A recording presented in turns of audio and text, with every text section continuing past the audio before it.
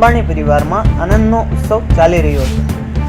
અનંત અંબાણી અને રાધિકા મર્ચન્ટના આગામી 12 જુલાઈના રોજ લગ્ન થવા જઈ રહ્યા છે. આ તરફ લગ્નની વિવિધ વિધિઓ શરૂ થઈ ચૂકી છે. અનંત અંબાણી અને રાધિકા મર્ચન્ટનું કાર્ડ મથુરા પહોંચ્યું હતું. अंबानी परिवार का जो भाव है वो ठाकुर कृष्ण की भक्ति के लिए विशेष भाव है उनका, और ब्रज के लिए गौरवान्वित करने वाली बात है कि उन्होंने प्रथम कार्ड श्री बांके बिहारी जी और तटिया स्थान के लिए वृंदावन में भेजा है, और ये बिहारी जी के चरणों में ये कार्ड अर्पित किया गया है.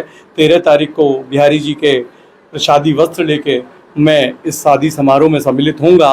तो ये कि हिंदुस्तान के बड़े गर्व की बात है और ब्रजवासियों के लिए बड़ी गौरवान्वित की बात है कि ब्रजवासियों को इस कार्ड निमंत्रण आया है, इस शादी का निमंत्रण आया है, क्योंकि वर्ल्ड के लोगों को, विश्व के लोगों को इस शादी में आमंत्रित किया गया है.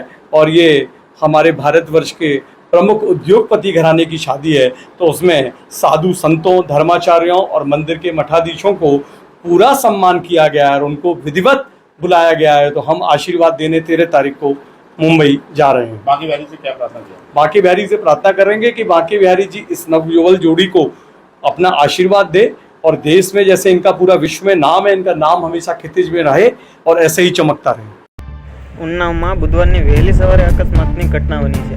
આ અકસ્માતમાં 18 મુસાફરોના મોત થયા છે. લખનઉ આગ્રા એક્સપ્રેસ વે પર ફૂલપાટ ઝડપે જઈ રહેલી બસ પાછળ કન્ટેનર ઘૂસી જતાં આ અકસ્માત થયું હતું. આ અકસ્માતમાં 30થી વધુ લોકો ઘાયલ થયા છે. ઘાયલોને હોસ્પિટલમાં દાખલ કરવામાં આવ્યા છે.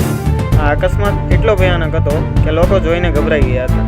બનાવ અંગેની જાણ થતાં પોલીસ ઘટના સ્થળે પહોંચી હતી અને કામગીરી હાથ ધરવામાં આવી હતી.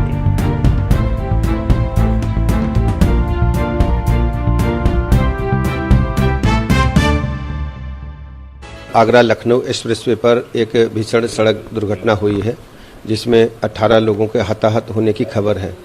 19 लोग घायल हैं. सभी को उन्नाव डिस्ट्रिक्ट हॉस्पिटल ले जाया गया है.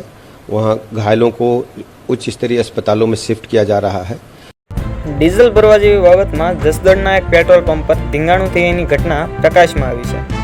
મળતી જાણકારી પ્રમાણે જસદણના ગઢડિયા રોડ પર આવેલા સૂર્યનારાયણ પેટ્રોલ પંપ પર ડીઝલ પુરાવા બાબતે બબાલ થઈ હતી. જોકે ત્યારબાદ આ બબાલે મોટા સ્વરૂપ ધારણ કર્યું હતું અને કેટલાક શખ્સોએ પેટ્રોલ પંપમાં તોડફોડ કરી હતી. જોકે આ સમગ્ર ઘટના કેમેરામાં કેદ થઈ છે. જોઈ શકાય છે કે કેટલાક શખ્સો દ્વારા બબાલ કરવામાં આવ્યા બાદ પંપમાં તોડફોડ કરવામાં આવી છે. આ ઘટનાને લઈને જસદણ પોલીસ સ્ટેશન ફરિયાદ નોંધાઈ હતી. હાલ પોલીસ સમગ્ર મામલે સીસીટીવીના આધારે શખ્સોને ઝડપી લેવા માટે તપાસ હાથ ધરી છે. રાજ્યમાં છેલ્લા કેટલાક સમયથી શ્વાનનો આતંક વધી રહ્યો છે. દિવસે ને દિવસે શ્વાનના હુમલાની ઘટનાઓ પ્રકાશમાં આવી રહી છે. આજ વધુ એક ઘટના સુરતમાં અડાજણ સ્થિત ગોરાટ રોડ ખાતે બની હતી. એક બાળકી પર 2 શ્વાનોએ અચાનક હુમલો કરી દીધો. આ ઘટના સીસીટીવી કેમેરામાં કેદ થઈ. મળતી વિગતો પ્રમાણે ગોરાટ રોડ પર આવેલી બાળકી ઘર પાસેથી પસાર થવાનો પ્રયાસ કરી રહી હતી અને એ જ સમયે તેની પાછળ 2 શ્વાન દોડવા લાગ્યા.